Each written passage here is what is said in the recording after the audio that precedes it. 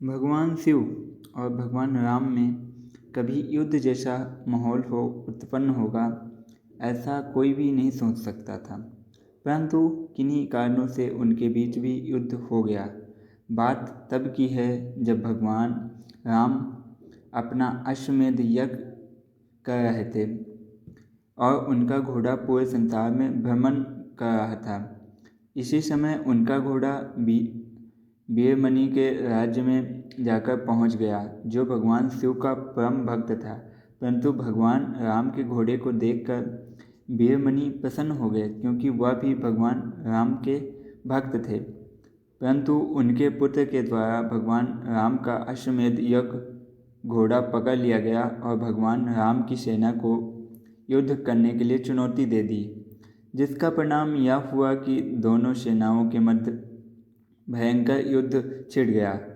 ऐसा युद्ध छेड़ा कि किसी ने सोचा भी नहीं होगा। जैसे ही वीरमणि की सेना हारने लगी, उन्होंने भगवान शिव की आराधना शुरू कर दी,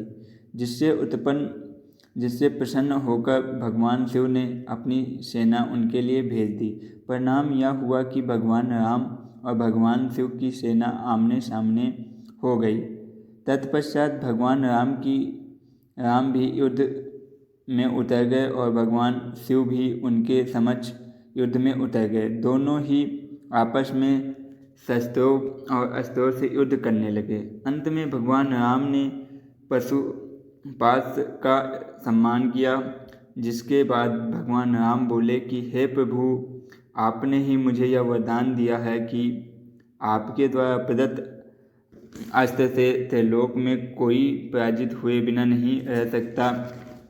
इसलिए हे महादेव, आपकी ही आज्ञा और इच्छा से मैं इसका प्रयोग आप पर ही कर सकता हूँ।